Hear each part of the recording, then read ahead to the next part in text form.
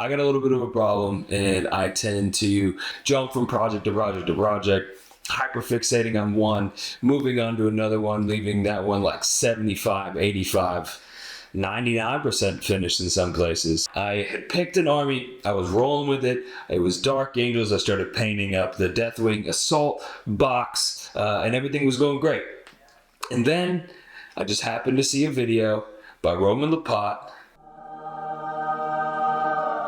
Roman Lapat, my absolute favorite in the whole game. Well, that spiraled, and I ended up painting an entire Grey Knights army, which became my first Warhammer army.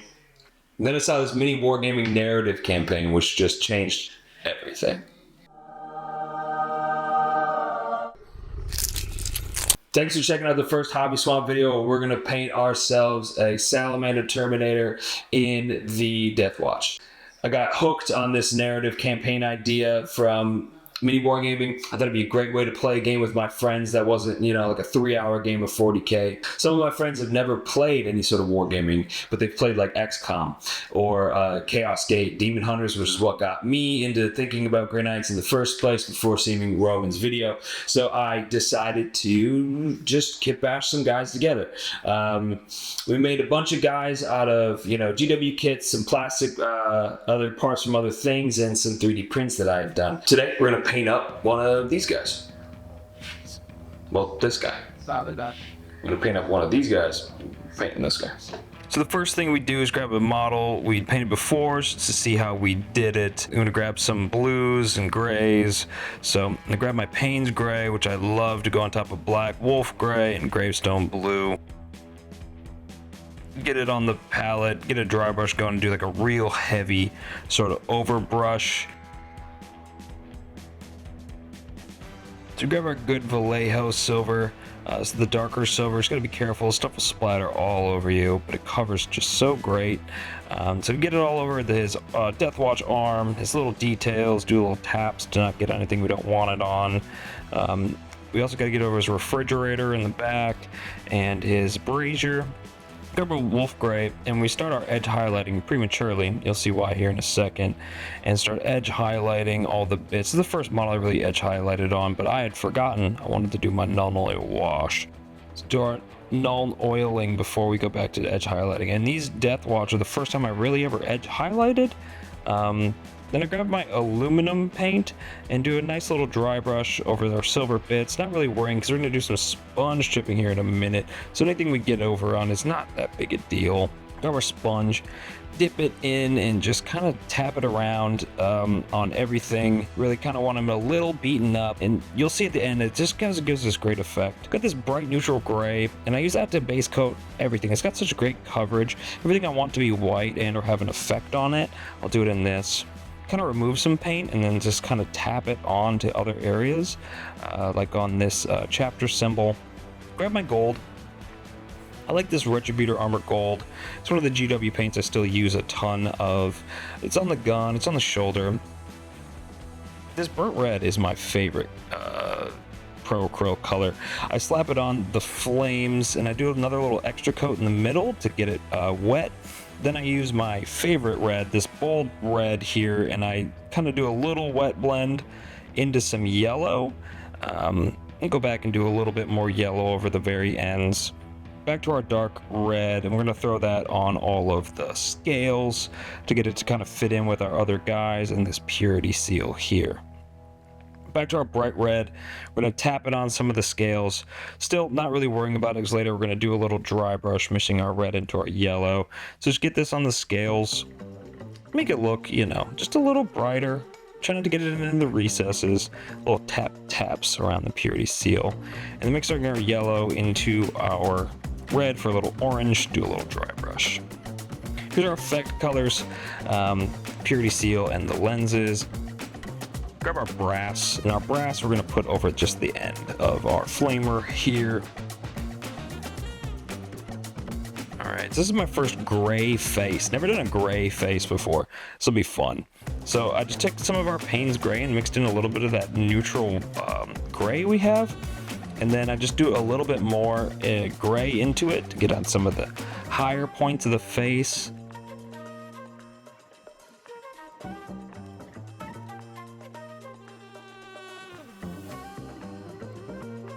It goes on really bright. Kind of dulls down once it's dried.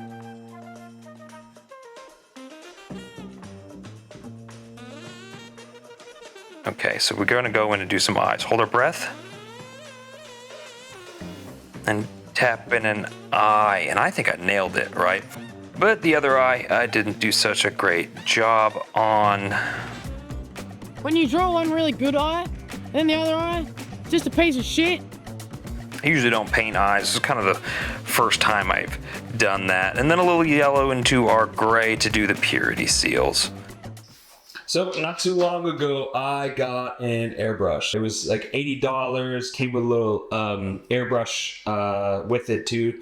I know the English are really into Warhammer, so 80 American dollars, like 11 pounds or some shit. So I've been using this for doing my priming, because in this hellhole where I'm stationed right now, it is so humid and awful a lot of the year. So I got this and it's been working great. I saw this excellent video by my hobby hero, Eons of J. He did a great thing with his Deathwatch where he had, you know, sprayed some glow on the legs. And that's what I did on these bases, and I think it turned out great, so that's what we're gonna do. But if you don't have an airbrush compressor, just instead of buying the next set of models you're not gonna paint, just buy this and quit being a baby about it. Alright, so I had previously painted up this base using some Noosh to get in the cracks after just spraying it black. Super simple, super great. These Goonmaster bases, you can get toppers or the bases. The pre-supports are excellent. I super recommend these. Excellent, excellent print if you want any sort of effect like this.